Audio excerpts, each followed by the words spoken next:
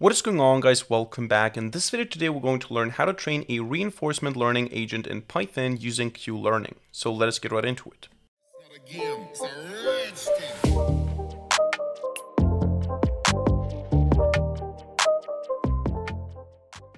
Alright, so we're going to do reinforcement learning in Python today. To be precise, we're going to implement Q-Learning in order to teach an agent to play a game without giving any concrete instructions. Now, I want to show you what this looks like in the end, so the end result, so that you know what we're aiming for. The game that we're going to play today, or that the agent is going to play today, is this taxi driver game. So we have a taxi, we have a customer spawning at one of these random locations here, at one of these colored squares. We have a hotel at one of the other colored squares, and the taxi has to pick up the customer and bring them to the hotel. Now, as you can see, this taxi does this successfully, but it doesn't do that because we hard-coded, or because I hard-coded any logic into it, but because of reinforcement learning or Q-learning. So the idea is that the taxi can, in the beginning, take random actions, explore the action space in the different states it can be in, and then it's rewarded for good actions and not rewarded for bad actions, or maybe even punished depending on the game that you're playing. And by doing that, by just letting the taxi do whatever it wants and rewarding it properly, it's going to learn to play the game properly. So this is what we do with Q-learning. This is what we're going to implement from scratch in Python today. Alright, so let's get started with the coding. We're going to implement the Q-learning process from scratch, so we're not going to rely on any external Python packages to do this for us. We're only going to use NumPy to work with arrays efficiently, but we're going to use the OpenAI Gym package in order to use the already existing environment there, so the taxi game, instead of coding it ourselves. So the OpenAI package, or the Gym package, will provide the animations and the rewards and the observation space, so the environment and the current state and also the actions and so on. All of this will be done using the Gym package, but the actual learning, the actual Q-learning process will be implemented from scratch using only NumPy. So let's get started by opening up a terminal and installing the two packages, install NumPy and Gym. And once you have them installed, we can start by importing, first of all, random from core Python and also Gym and NumPy as NP. Alright, so what we're going to do first is we're going to initialize the environment, and we're going to set a couple of parameters for our Q-learning process. Now, for those of you who don't know at all what reinforcement learning or Q-learning is, the basic idea is you have an agent, in this case the taxi driver, and you have an environment, and the agent can interact with that environment. In this case, it can drive left, right, up, down, and it can interact with the environment by going to certain fields, and if there's a customer, the customer will enter the taxi, and then the taxi can drive around, and hopefully it ends up at the hotel location. In this case, it gets a reward. And the idea is that instead of telling the taxi or the agent what to do with instructions, we just let the agent do whatever it wants, and we reward good behavior. So if the agent accidentally, by random behavior, ends up taking the customer and bringing them to the hotel, we reward that with a reward.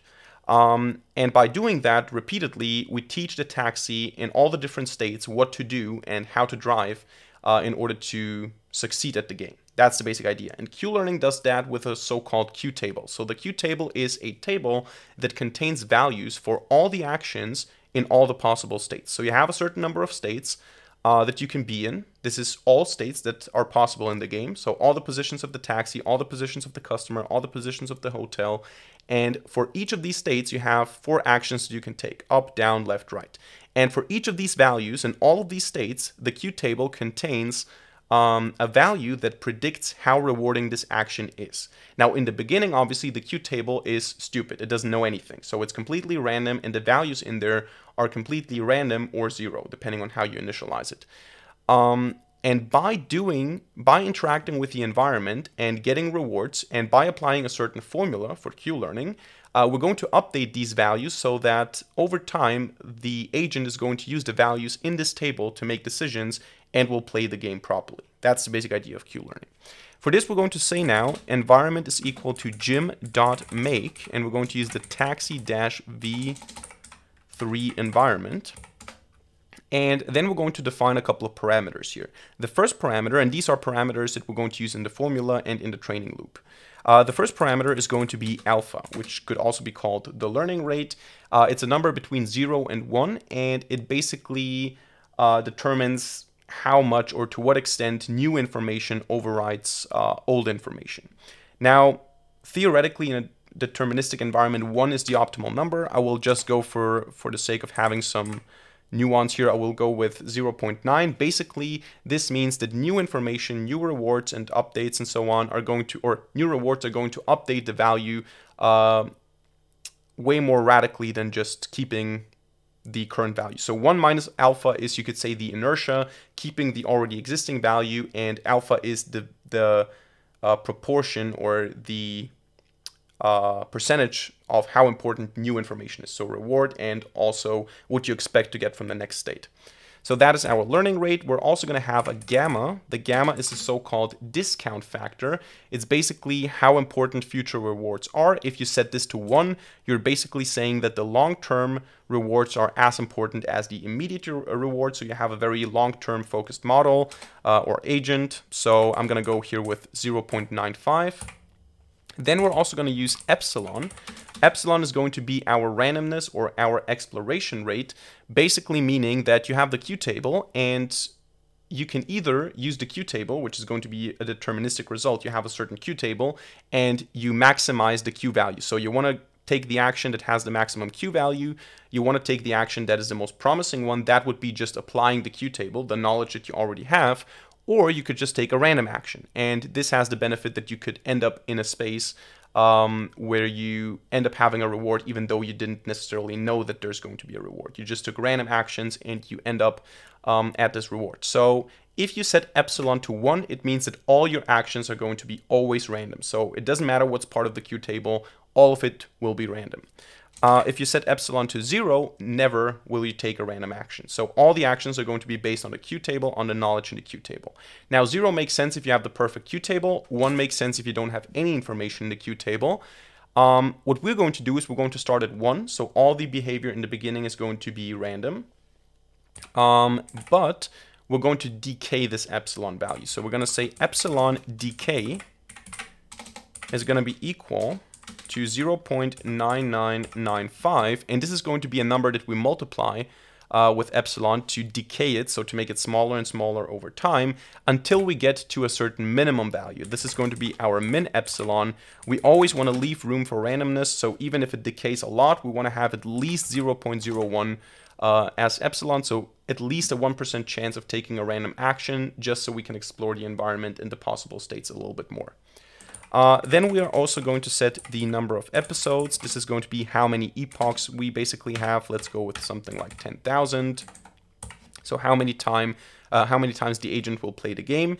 And per episode, we want to have a max number of steps. So let's say this is 100. So that if the taxi just goes around in circles, for example, 100 times, or takes 100 steps to go around in circles, then the episode terminates even if it doesn't end up getting to the desired location. So we have a max number of steps, and then we're also going to initialize our Q table.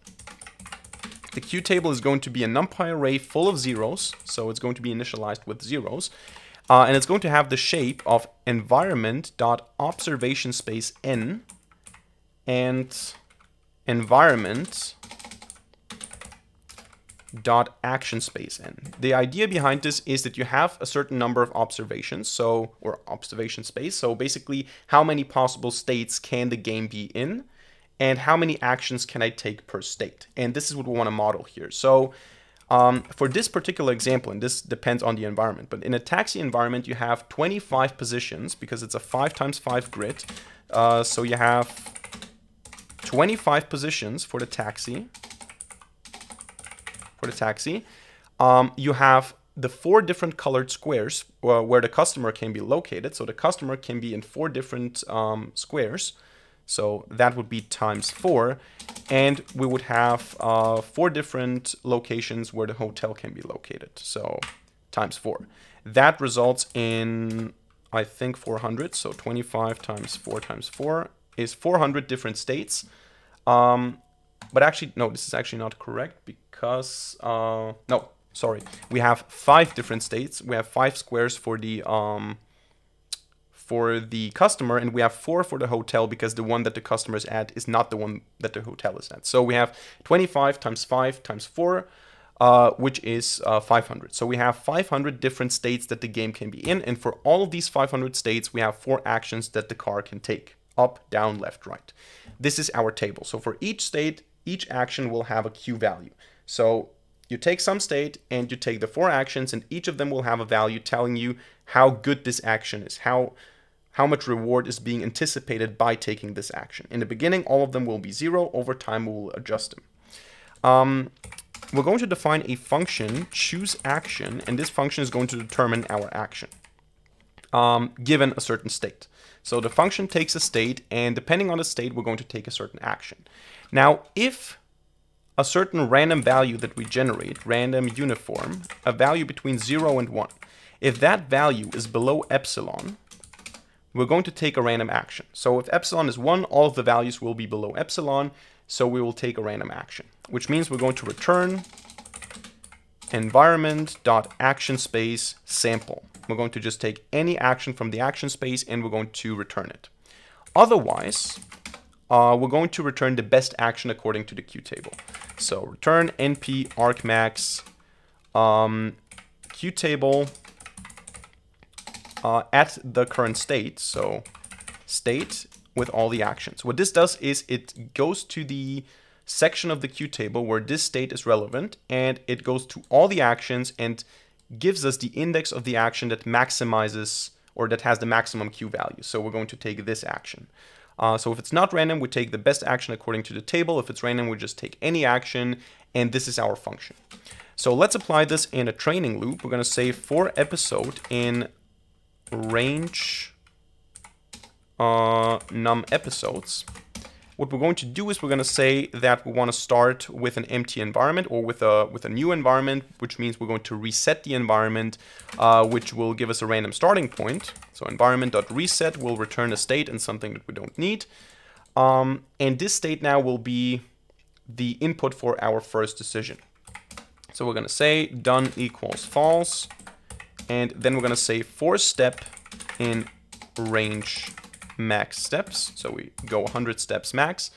What we do is we say that we want to take an action. The action will be chosen by our function. So either randomly in the beginning, since epsilon is 1, it's going to be a random action. Over time with the epsilon decay, we're going to go more and more into the direction of using the Q table.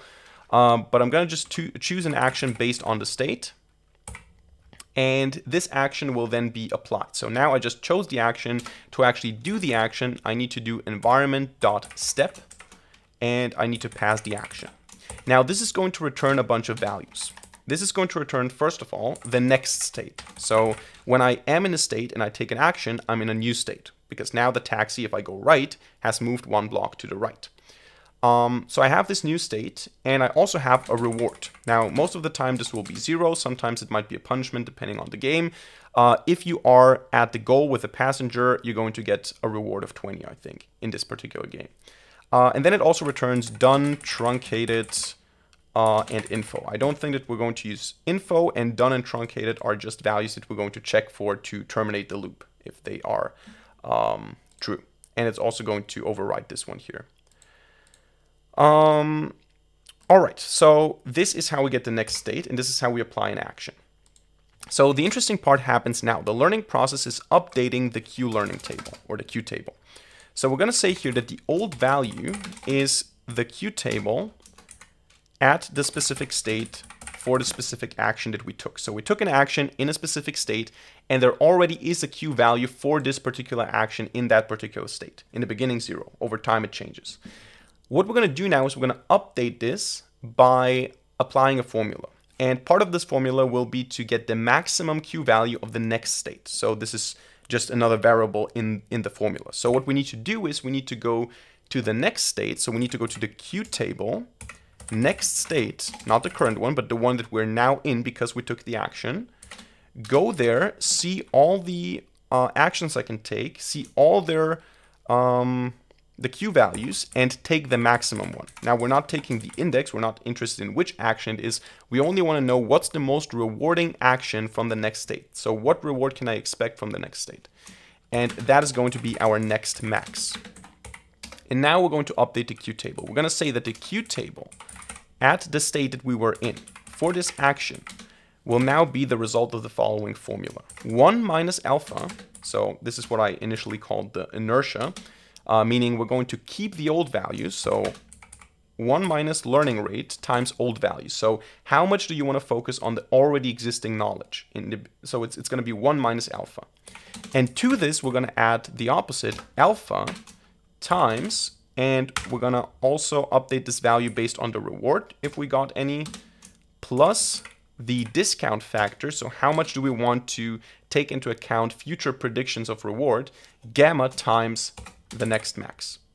So we already have a value in the beginning, as I said, 0. We already have a certain Q value for an action in this state.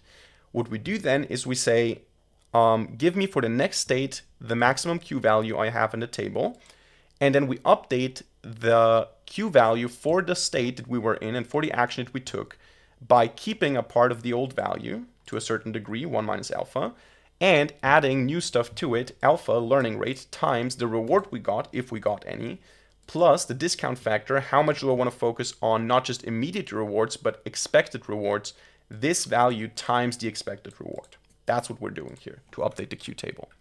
And then we say state is equal to next state.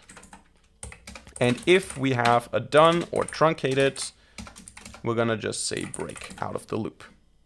All right. So that is our training process. The only thing that we don't have yet is the epsilon decay. So outside of this inner for loop, we want to do after each episode, or at the end of each episode, we want to say epsilon is going to be equal to the current epsilon times the epsilon decay. But we want to also keep the minimum epsilon. So we're going to say max min epsilon and this calculation. So decay epsilon, but if it is already below the minimum, don't decay it anymore, use the minimum. That's the basic idea. All right, so that is our training process, and what we're going to do afterwards is we're going to use the Q table that we create or that we learn by going through this process, by updating all these Q values. We're going to initialize the environment again. We're going to say environment is equal to gym.make, again, taxi v3. But we're going to say render mode equals human. So I want to see what's happening. During the training, I don't need to see what's happening, just do it behind the scenes. But once it's done, I want to see the results. I want to see them in action. And here I'm going to do 5 test runs. I'm going to say for step in range, or actually, let's do it properly. For episode in range 5. So we want to do 5 episodes. We're going to say state and something we don't need is equal to environment reset. Done equals false. And then we're going to print episodes. And we're going to say for step in range max steps. We want to see how well the agent now performs. So we're going to render the environment.render to visualize it. We're going to say action is equal to NP argmax. Now here we're going to have no randomness. We're going to always go according to the Q table because we're not training anymore. We're using the knowledge that we now have. We're using the Q table, which should now be pretty good, and we're just applying it. We don't need random actions now. So NP argmax Q table for the given state with all the actions. So pick the action that results in the maximum Q value for the given state that we're currently in. Take that action. So we're going to say again, next state is equal, or next state reward done truncated info is equal to environment step action, and then state is equal to next state. If we reach done or truncated, we're going to just say environment render finished episode with reward like this, and then we're going to break out of the loop, and in the end we want to close the environment. So environment close like this. So that is exactly what we need to do here. Now let me just run this to see if this actually works and to see if I didn't make any mistakes. Then I'm going to explain it again. But there you go. You can see the taxi goes to the customer and brings him back to the hotel. Okay, this was kind of weird now, but it should still work. There you go. Yeah, seems to work quite well. always picks up the customer, brings them to the hotel. That is what a trained model looks like, or a trained agent looks like.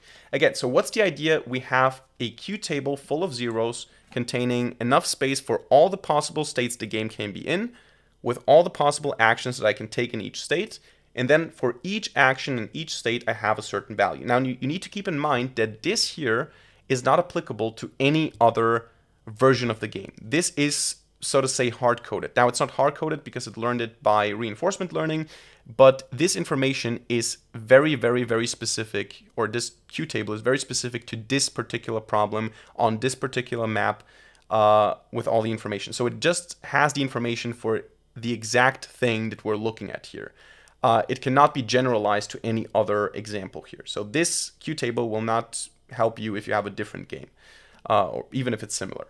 So it's hyper optimized for this specific game, but it's one way to implement a simple reinforcement learning agent by just updating these queue values, looking at the rewards, looking at the expected rewards, and updating them with the different factors that we defined in the beginning. So this is how you can implement queue learning in Python. So that's it for today's video. I hope you enjoyed it and hope you learned something. If so, let me know by hitting the like button and leaving a comment in the comment section down below. And of course, don't forget to subscribe to this channel and hit the notification bell to not miss a single future video for free. Other than that, thank you much for watching. See you in the next video, and bye.